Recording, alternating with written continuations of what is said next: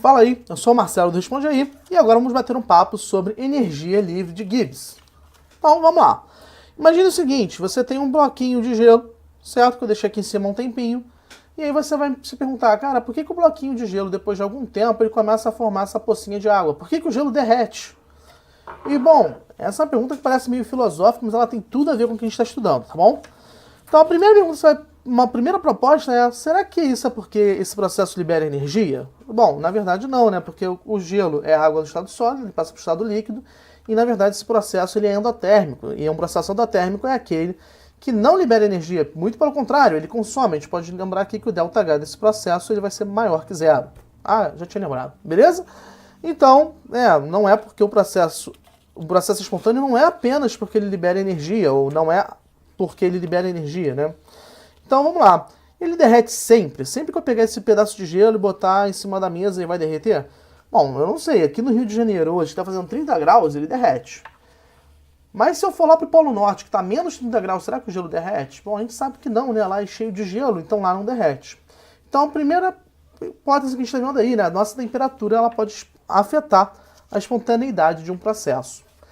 E bom, em função disso que a gente vai ver agora o que nós chamamos da nossa energia livre de Gibbs, de fato. A energia livre de Gibbs ela é uma fórmula que visa relacionar a espontaneidade em função do ΔH e do ΔS, que é uma grandeza que a gente vai ver. A gente tem a seguinte situação, se ΔG for maior que zero, o processo não é espontâneo, tá? É não espontâneo.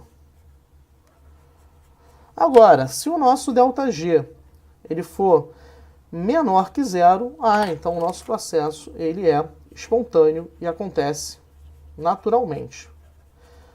É uma observação, um processo não espontâneo não é um processo que não acontece. Ele pode acontecer, ele só não acontece sem que você gaste energia para que aquilo aconteça, beleza? Então tá. Bom, seguindo adiante, o que a gente tem aqui? A gente tem que ΔS é a variação do nível de entropia de um sistema, que por enquanto a gente vai chamar de desordem, ok? Como é que a gente determina a variação de entropia? A gente vai pegar a entropia do estado final menos a do estado inicial. Bom, isso quando a gente tem dados tabelados. Então, trazendo para a língua de química, a gente vai pegar como? ΔS vai ser a entropia dos produtos menos a entropia dos reagentes. Legal? Então, vamos adiante. Indo adiante, a gente vai pensar nas possibilidades que a gente vai ter, né, para a nossa energia livre de Gibbs. Então, imagina só, a gente vai tentar relacionar a energia livre de Gibbs com ΔH, com ΔS, com a temperatura e vamos ver o que acontece. Se a gente tiver uma situação em que ΔH é negativo e ΔS é positivo, a gente tem situações que são as melhores possíveis para um processo ser espontâneo, porque ele vai ser sempre espontâneo, independente de qualquer temperatura, ok? Então, como é que é um processo que ele é assim? Bom, vamos tentar analisar isso graficamente. A gente tem aqui a variação da energia livre de Gibbs, ok? A gente tem aqui a temperatura variando aqui nesse eixo. A gente tem como se fosse uma função, né, da energia livre de Gibbs pela temperatura. Se o ΔHG é negativo e a variação da entropia é positiva, então nosso processo vai ser espontâneo para qualquer temperatura. Então esse processo vai ser sempre espontâneo, ok?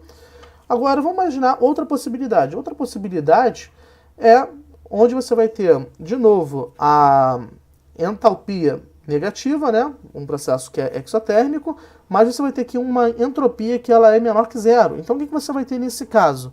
Você vai ter nesse caso uma situação graficamente assim. Você tem aqui um ΔH que ajuda a espontaneidade da sua reação, mas com o avanço da temperatura o seu processo pode passar a ser não espontâneo, ok? Se você pegar temperaturas elevadas, esse processo pode ser não espontâneo. Outra situação, então você viu que a temperatura ele determina se esse processo aqui acontece ou não, quando você tem o ΔH negativo e o ΔS positivo. A situação contrária, onde ΔS é positivo e ΔH é negativo, também vai levar uma dependência da temperatura para ver a espontaneidade desse processo. E como é que seria graficamente isso? Vamos subir aqui para a gente poder ver o gráfico. Então a gente tem um processo em que o ΔH ele não contribui para a espontaneidade, mas a variação da entropia vezes a temperatura pode levar a espontaneidade dele, a altas temperaturas. Então é um processo que ele é endotérmico, mas que a altas temperaturas, o seu nível de desordem vezes a temperatura pode levar à espontaneidade. Ok? E por último, a gente vai ver um processo que ele é sempre não espontâneo. Que é quando? Que é quando você tem um processo em que o ΔH é maior que zero e o ΔS é menor que zero.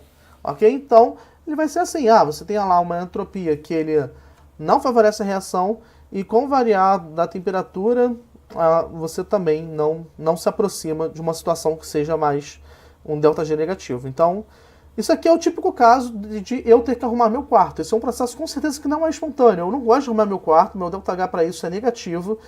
E aí, bom, vai ser sempre negativo. Não importa se o dia tá quente, se o dia tá frio, eu não quero arrumar meu quarto nunca. Mas eu arrumo sempre que vai estar visita, um caso de uma pressão ali. Então você viu que um processo, mesmo que não é espontâneo, ele pode acontecer. Ele só precisa, né, de um incentivo externo, digamos assim. Bom, legal. Mas agora a gente tem que falar do significado físico, né, do nosso ΔG. O ΔG, ele é o trabalho máximo de um processo que você pode obter. E esse é o trabalho ideal e reversível de uma reação química.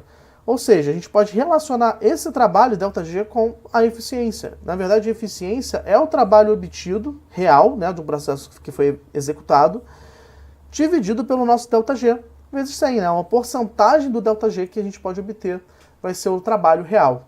Então, a gente nunca pode ter uma eficiência acima de 100%, né? Porque o ΔG, bom, é o que vai limitar. A gente não consegue nunca um trabalho que supere o ΔG calculado de um processo. E, para ser bem sincero, as máquinas que a gente tem, os processos que a gente observa por aí, eles têm ΔG que gira em torno de 30% até 50%. Beleza? Bom, esse vídeo te ajudou? Responde aí.